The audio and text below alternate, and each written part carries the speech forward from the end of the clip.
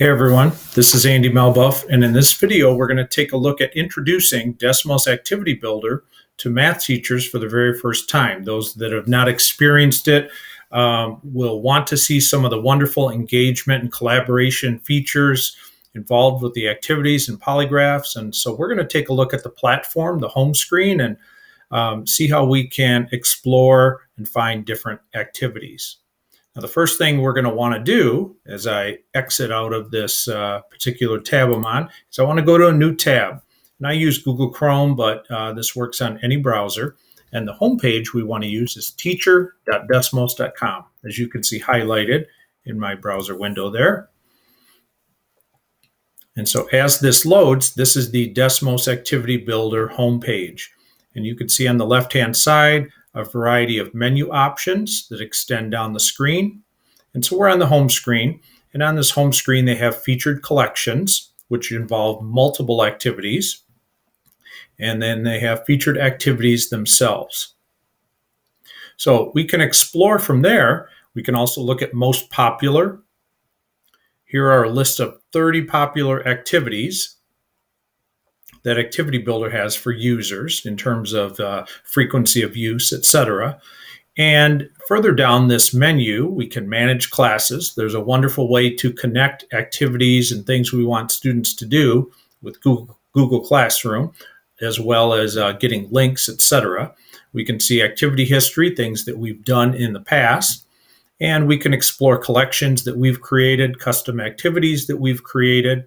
And there are also featured collections if we want to be a little more specific. Maybe we want to explore linear functions or middle school geometry or quadratic functions. Those are all options for us. Now for teachers using this for the first time, I'm going to show you how we can initiate an activity for our students in the classroom. So I'm on the most popular page here, or the most popular menu item, and I'm going to choose land the plane. That's a very popular activity for middle school and Algebra 1 students. And as you can see on this activity homepage, Desmos created this activity. Other times you'll see the author of the activity here. It has an estimated time frame for the activity.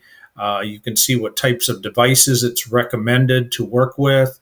You can see the different languages it's available in. And as I scroll down a little bit further, you can see a preview of the screens. Now, this is a very short activity. It's only 7 screens long. And if we wanted to view those in detail, we can click on Student Preview, and we can navigate from this preview from screen to screen. Now, after you take a look at that, maybe you want to initiate this activity. Well, what we can do is go up here to the green button that says Assign, and we have different assign options.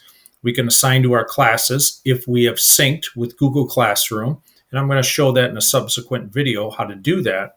But we can also get it going very quickly with a single session code.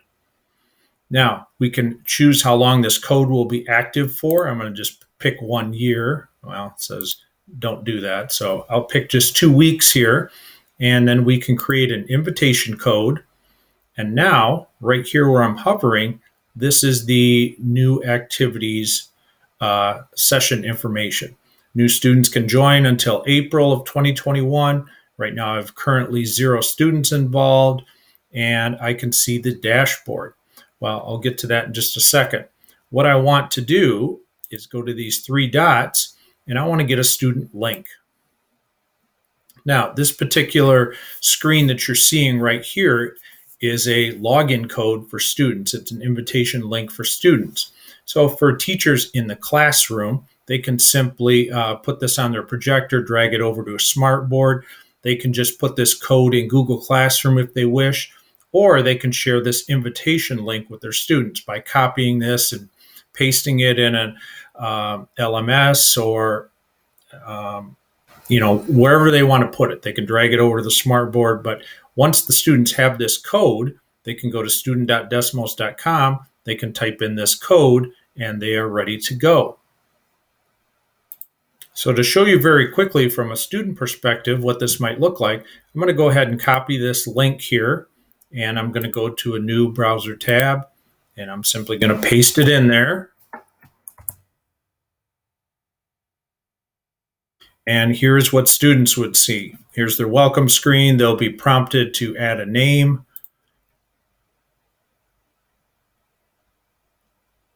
And now you can see that they're in the land the plane activity.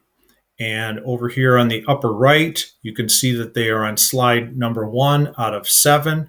They can navigate through these slides, and they can go ahead and engage with the activity. In this particular activity, I'm just going to give you a quick preview. They're asked to land a plane safely, which means they want to move this plane, this ordered pair here, to a spot where it's going to hit the middle of the runway. Then they get some visual feedback. So here we can see that the plane does not land as precisely as we want. So the students can work on more precise ways to land this plane in the subsequent screens. And you can see as they advance that different features are added. Now they're being provided with a coordinate plane that they can use. And the idea is the students make corrections and adjustments and modifications to their thinking. Now, they're not asked to input anything here. This is just an exploratory type of activity. But you can see here that these are all connected screens. They're all connected around a central theme. And so they're asked to make adjustments here. And so right now, this particular plane would not be able to hit the runway. Students are asked to make an adjustment. So maybe they adjust the slope to be 1. That's not going to work either. They need a smaller slope.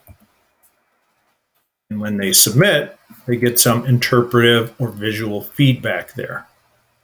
So that's an example of what an activity might look like from the student perspective.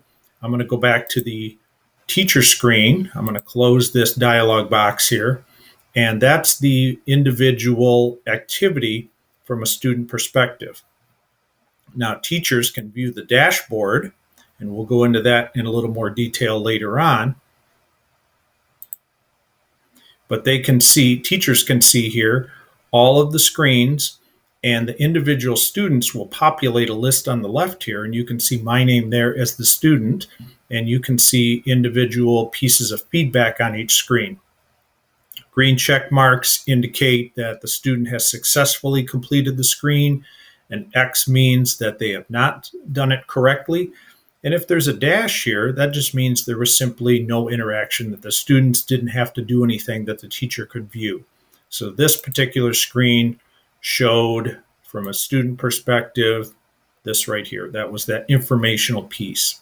So that teacher dashboard is very useful for looking at, a classroom set of kids, whether in person, synchronously, or out of school, asynchronously, and seeing their particular progress. Now, I'm going to leave this activity, and there are a couple of ways we can get back to that home page. One particular thing we can do as a teacher is we can click on the activity link up here, which takes us back to the activity page. And we could also, let me go back into the activity, and I'll just show you here another button we can click. I can also click on this D right here, which is the Activity Builder homepage, and that will take me right back to this homepage. So we can search for activities based on maybe types of themes here. They call them collections in Activity Builder. And so if we're studying something on exponential functions, here are some different recommended activities for teachers to engage with their students with. Teachers can also search in this activity search bar up here. For example, if they're working with something with percents, they can start typing PER. Now, you'll see here that things populate this menu that start with PER. Now, we don't see anything with percents, and this is one of the, I think, weaknesses of the Activity Builder homepage is it's not ideal for searching for things. So if a teacher wants to find something with percents, I just suggest going to the internet.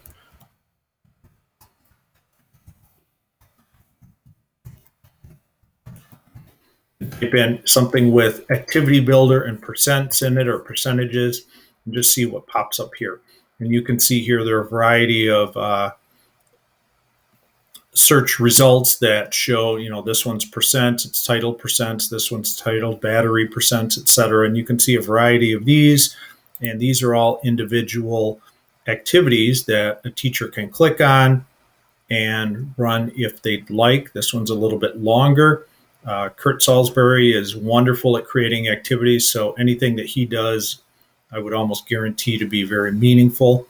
So that's just a quick introduction to new users of Activity Builder, how to get started in playing around with these activities and initiating them for their students.